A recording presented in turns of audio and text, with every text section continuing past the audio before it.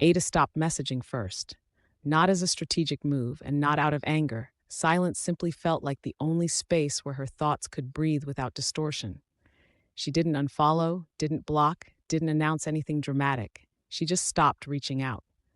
And Tara noticed. The first day, Tara assumed Ada was busy. The second, she told herself Ada needed space. By the fourth, she scrolled through their message history, rereading old conversations as if the past could explain the present. She typed, "Are you okay?" Then stared at the blinking cursor. She deleted it.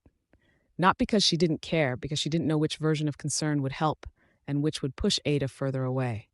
Intent and impact had drifted apart, and she could no longer predict which was which.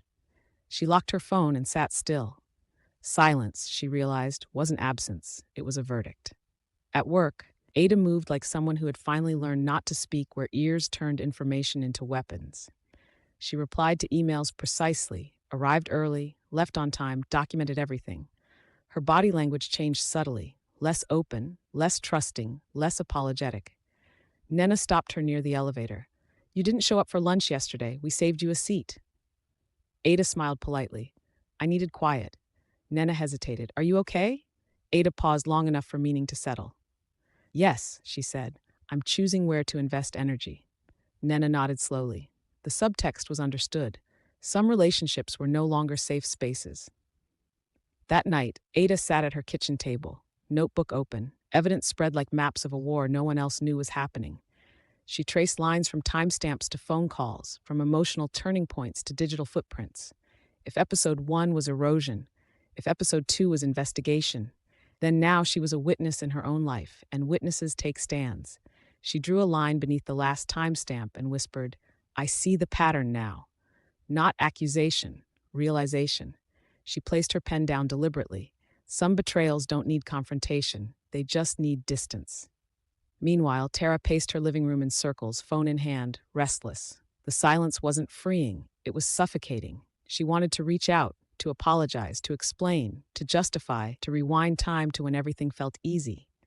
But every message she typed sounded wrong. "I miss you. We need to talk. I didn't mean to hurt you." Each one implied ownership of Ada's emotional space, and that was the problem. So instead, she sent nothing. She sat cross-legged on the floor and whispered to the empty room, "How do you fix something when you were the one who broke it?" No answer. Just the soft vibration of her phone. Unknown caller. Not again. She let it ring at first, but silence carried pressure, and pressure obeyed patterns. She answered. Before she spoke, the voice said, "You're losing influence over her. Pull her back in." Tara's jaw tightened. "I don't want influence. I want her safe." A short, cold pause. Safe from what? Herself or you? Tara closed her eyes. "She doesn't trust me right now, for good reason." He replied gently, "Trust doesn't matter. Results do." That was when something in Tara cracked. Not dramatically, but quietly, like a thread snapping inside fabric. "No," she said, "not like this." The voice didn't sound angry, only amused. "You're confusing support with permission. People rarely evolve willingly. Your role is to push." Tara set her jaw. "I'm done pushing." Another pause. "You don't get to quit." The call ended before she could respond. This wasn't guidance. It was control disguised as purpose. She set her phone face down on the table and pushed it away like it burned. Days passed, not dramatically, but with a shift in gravitational pull. Tara stopped reaching out. Ada stopped wondering why. The silence between them became a landscape, not empty, but full of things neither dared say. Friday afternoon, Ada submitted her formal response to the compliance memo. Not defensive, not emotional, just factual. Logged timestamps, expert-level clarity, no speculation. When she handed the sealed envelope over, the compliance officer said, "We'll follow up soon." Ada nodded. "I know." She walked away, spine straight, not braced, balanced. She wasn't trying to prove innocence anymore. She was documenting betrayal. That evening, Ada took a different route home, not by accident. She stopped at a small bookstore she used to love before life became analysis and damage control. The lights were warm, paper scent thick, the kind of place where time moved gently. She picked up a novel she'd read years ago and held it like a memory. A soft voice behind her said, "Ada?" She turned. It was Ibrahim, calm, steady, not intruding. He glanced at the book. "You're starting a new chapter?" Ada exhaled softly. Maybe I'm returning to an old one. He nodded. Sometimes survival is remembering who you were before you were interrupted. Ada closed the book slowly, a faint ache behind her ribs. He continued, voice low. If you ever need someone to compare notes with, not about work, but about life, you don't have to carry things alone. He didn't linger for her reaction. He walked away, giving her space. For the first time in weeks, Ada felt seen without being studied. That night, Tara sat at her desk with a blank message open to Ada, hands trembling. Not from fear of being ignored, but from fear of being finally understood.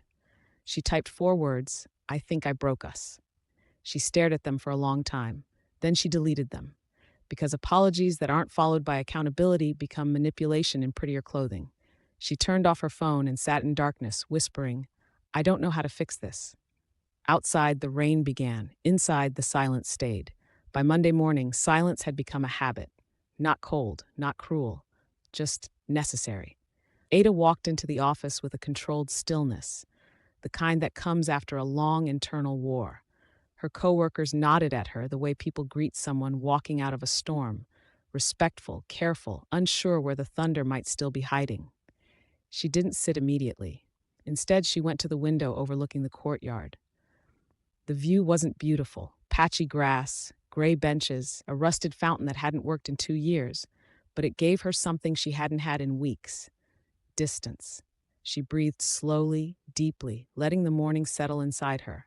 A notification buzzed, a message from compliance. Your documentation was received. We will schedule a discussion soon. Ada's lips tightened, not in fear, but in clarity. Someone had wanted this panic to shape her. Someone had expected her to unravel.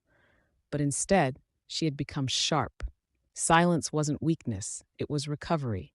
She replied, noted. She placed her phone face down and returned to her desk. When she turned on her computer, the startup glow felt less like a burden and more like control returning to her hands. Across the city, Tara sat at her workstation in the co-working space, laptop open, eyes unfocused. She hadn't been able to film new content for days, not because she lacked ideas, but because everything she believed sounded different now. Her drafts felt like replicas of someone else's voice. She clicked open a video she recorded weeks earlier. Growth requires friction. If you feel comfortable, you're not evolving. Her face on the screen looked confident. Her voice sounded sure. But now, listening to herself, she heard something she'd missed before. She sounded indoctrinated. She closed the video. Her stomach twisted. Her phone buzzed again. Unknown caller. She turned it face down. The ring continued. Persistent. Patient. She finally pressed accept but didn't lift it to her ear. Just held it in her palm like a confession. Why haven't you contacted her? The voice was calm. Always calm. That was the danger. Tara said nothing. The voice continued. She's drifting outside your influence. That's not optimal. Tara's jaw clenched. She's not an experiment. No, the voice agreed. She's an opportunity. Your first real test. Tara's breathing hitched. Test for what? The voice didn't hesitate. Your capacity to reshape someone's trajectory. The words settled heavily in her chest. Reshape. Trajectory. Not help. Not support. Control. Tara's voice shook. Is that what you've been teaching me to do? Control people? No, the voice said evenly. You're learning to lead them into their potential. Tara whispered, at the cost of their peace. A pause. Then, peace is overrated. She ended the call. Not because she was brave, because she felt sick. For the first time, Tara saw the shape of the thing she had followed, and it wasn't guidance. It was hunger. Ada left work early that day, not out of defeat, but out of intention. She traveled to a quiet part of town where she used to study during university, a library tucked behind an old government building. Inside, everything smelled like dust, paper, and history. Comforting, grounding. She chose a corner table and spread out her notebook. Not the one with evidence, the one from years ago, the one she used when dreaming was still easy. She flipped through pages filled with plans for her future, goals written with steady handwriting, start mentorship initiative, pursue certification, take leadership training, build an impact-based career. She touched the pages like they were artifacts of a self she had abandoned but never replaced. A librarian passed by and smiled warmly. Back again? Ada returned the smile. It's been a while. Still mapping out futures? The woman asked gently. Ada hesitated, then nodded. Yes, but this time I'm not rushing. The librarian nodded knowingly. Good. Plans built in hurry collapse in silence. Ada felt the words settle inside her. They felt true. She spent the next hour rewriting her goals, not out of pressure, not to prove anything, but out of rediscovery. For the first time, this wasn't about Tara. It wasn't about sabotage. It wasn't about fear. It was about remembering who she was before someone tried to edit her life from the outside. Meanwhile, Tara sat in her empty living room, legs pulled to her chest, mind looping through moments she wished she could swallow back. The question Ada asked at the cafe replayed like an open wound. Support doesn't rewrite someone's direction. Tara whispered to the empty room, I wasn't trying to rewrite you. I was trying to keep up with you. And there it was, the truth she had never said aloud. Ada was the stable presence Tara had always envied. Ada had clarity. Ada had peace. Ada had discipline. Ada had roots. Tara had drift, and drift sometimes follows gravity so desperately it mistakes it for purpose. She covered her face with her hands, her voice cracking. I didn't want to lose you. But the silence answered honestly, you already did. Ada walked home from the library slowly, watching streetlights flicker on one by one.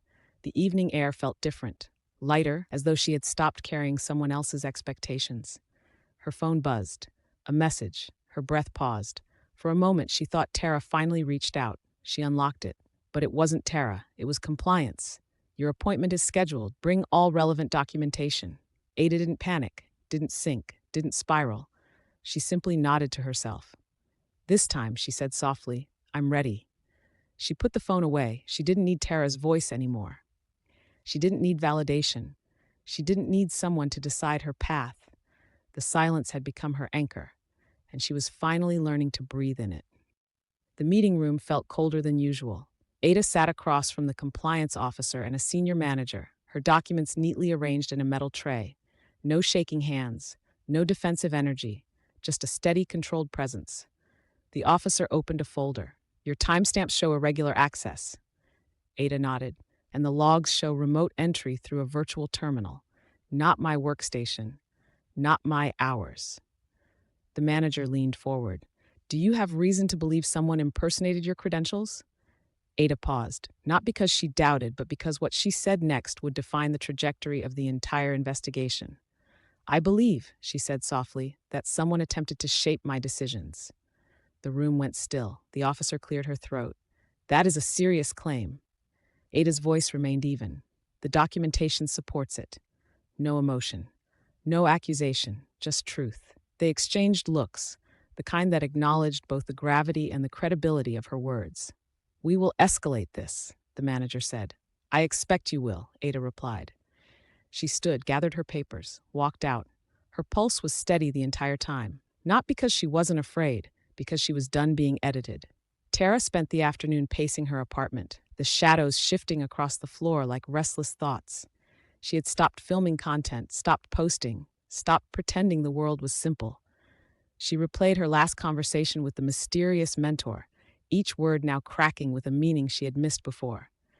You're not losing her, you're breaking her resistance. She whispered to herself, I didn't want to break her. I wanted to. She stopped. The truth stung. She wanted Ada to need her, not in desperation. Not in fear, but because being needed made Tara feel anchored, and now she felt unmoored. Her phone buzzed. A text, not from Ada, from the unknown number. Have you corrected the distance? She stared at it, throat tightening. Corrected. Not healed. Corrected. She typed back, she's not speaking to me. A response came instantly. Then forced dialogue. Disruption is essential. Tara felt the air leave her lungs. Force? She deleted the message, hands trembling. The phone buzzed again. Do not forget why you were chosen. She placed the phone face down and slid it away. Chosen, as if she were a tool, as if her loneliness had been a doorway someone walked through. She felt sick. Ada returned to her desk after the meeting, noticing the way coworkers looked at her, some curious, some supportive, some wary. But one thing had changed. She no longer felt like she owed them comfort. Her steps felt rooted, her breathing level, her boundaries intact. She opened her notebook and wrote 2 words. No return. Not about the meeting, about Tara. Silent cutoff wasn't pettiness. It was protection. At sunset, The sky turned orange and purple as Tara walked to the waterfront, the place she used to go when she needed clarity. Waves slapped the shore in a rhythm that usually soothed her, not today. She sat on a bench, arms wrapped around her knees, staring at the horizon as if the answer might rise from the water itself. She whispered, "I didn't know I was hurting her." The truth responded quietly inside her. "You didn't want to know." She covered her face with her hands, control disguised as care, guidance dressed as superiority, pressure masquerading as love. She felt the weight of it all now. Her phone buzzed again. Unknown caller. This time she answered, but she didn't speak. The voice did. "Why haven't you acted?" "You're jeopardizing the program." Tara didn't breathe. "Program?" she whispered, voice cracking. "I thought this was mentorship." A pause. Then the truth dropped like a blade. "Everything is mentorship if the subject doesn't know they're being shaped." Her stomach lurched. "Subject? You're losing control. Reestablish proximity immediately." Tara whispered, "No." The voice continued, smooth and cold. "If she walks away from the transformation, you fail." Tara's voice cracked again. "She's not a project." "She is now." Tara's breath hitched, panic rising. "I'm done," she said, voice trembling. "You don't get to decide that." The call ended. Tara stared at her phone like it had become a weapon. Maybe it always was. Meanwhile, Ada sat in her living room, cross-legged, reading through her old journal. She found an entry written years ago. "Protect your peace before you lose your identity." She smiled faintly. A sad, knowing smile. She hadn't lost her identity. Someone had tried to rewrite it, and she had pulled the pen back. She felt her phone vibrate. A message, not from Tara, from IT. "We have additional information. Please check your email." Ada opened her inbox. There it was, a new log, new evidence, a new connection, the timestamp, the access pattern, the IP address. Something clicked so violently in her mind that she stood up without meaning to. Her breath caught. Her heart didn't race, it narrowed. The pattern didn't point to incompetence. It didn't point to random sabotage. It pointed to someone with a philosophy, someone intentional, someone who believed in shaping people by breaking them. Someone Tara trusted, someone Tara copied, someone Tara obeyed. And Ada whispered the realization that hit her like a cold truth. This wasn't Tara's idea. The silence in the room thickened, and in that moment, the distance between them became irreversible. Not because Ada stopped caring, because the betrayal wasn't hers to fix. Night fell in a slow, deliberate way, like the world was dimming its lights for something it didn't want to witness. Ada stood on her balcony, the breeze brushing her braids back as she reread the logs on her phone. She had zoomed in on the last entry 4 times. The IP address wasn't from her office, not from her building, not from any of the usual internal networks. It was routed through an encrypted external consultancy server, a consultancy she had only heard about once, from Tara. Ada lowered the phone slowly. "This wasn't an accident," she whispered. For the first time, her voice didn't tremble. The truth didn't break her. It steadied her. She wasn't being sabotaged by someone impulsive. She was being shaped by someone strategic, and she would find them. Across the city, Tara's apartment lights were off except for the glow from her television, muted, flickering against her face. She wasn't watching. She was thinking, breaking, rebuilding, all at once. Every message she typed to Ada was deleted. Every apology sounded like manipulation wrapped in regret. Every explanation felt like another lie she'd swallowed too long. Her phone rang again. Unknown caller. She answered with a shaky breath. "Stop calling me." The voice laughed softly, quiet enough to sound controlled, loud enough to sound confident. "You're emotional. That's expected. You'll stabilize." Tara stood up, pacing her living room. "I said I'm done." "You're not done until the cycle completes." Tara's pulse spiked. "What cycle?" The voice grew flat, clinical. "Disrupt, isolate, influence, reinforce." She froze. That was the blueprint. Not for growth, for control. Ada was in step 3. Tara whispered, horrified, "You used me." "I selected you," the voice corrected, "because you're obedient once convinced." Tara's hand shook violently. "I'm not obedient now." A pause, then a slow exhale from the other end. "Then you're disposable." Tara's breath hitched. "What are you saying?" "If you won't influence her, someone else will."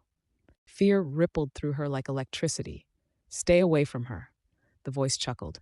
"You think this is about you or Ada? No, she's one subject in a larger model." Tara felt the room tilt. She sat down abruptly, clutching her chest. "No, No, she's my friend. She was your lesson. Tears welled, hot, helpless, furious. You can't do this. You already helped me do it. Silence. Tara finally whispered, I'm going to tell her everything. This time, the voice didn't laugh. If you expose the program, you'll be the first consequence. The call ended. Tara stared at her reflection in the black screen, shaking, broken, awake. She whispered to herself, I'm not letting them touch her. Ada returned inside her apartment, printed the IT logs, and placed them in a folder labeled unedited. She dressed in muted colors, tied back her braids, and sat at her desk. She wasn't reacting, she was planning. Her phone buzzed, a voice message. From Tara. Ada didn't open it. She walked to the window and watched the city lights flicker like signals in a maze. Someone had used Tara. Someone was still using her. And now someone was trying to access Ada's life through her systems, her patterns, her weaknesses. Not anymore. She powered off her phone and journaled her thoughts with surgical precision. Identity is not collaborative. Distance is protect. Someone is orchestrating this. Silence reveals motives. I am no longer accessible. Then underlined it twice. Across town, Tara grabbed her coat with trembling hands and left her apartment. She didn't know where she was going until she found herself outside Ada's building. She stood on the sidewalk, staring up at the lit balcony. Hesitation clawed at her. Should she go up? Should she knock? Should she confess everything? Or would that only deepen the wound? She took a shaky step forward, but her phone buzzed. A message from the unknown number. We see you. She froze. A second message. Walk away. Her heart pounded, cold and sharp. A third. Now. Tara staggered back as if pushed. She looked around the street, searching for eyes in the shadows, breath coming in ragged gasps. Fear overtook guilt. Panic overtook purpose. She ran not toward Ada, but away from the danger she had helped unleash.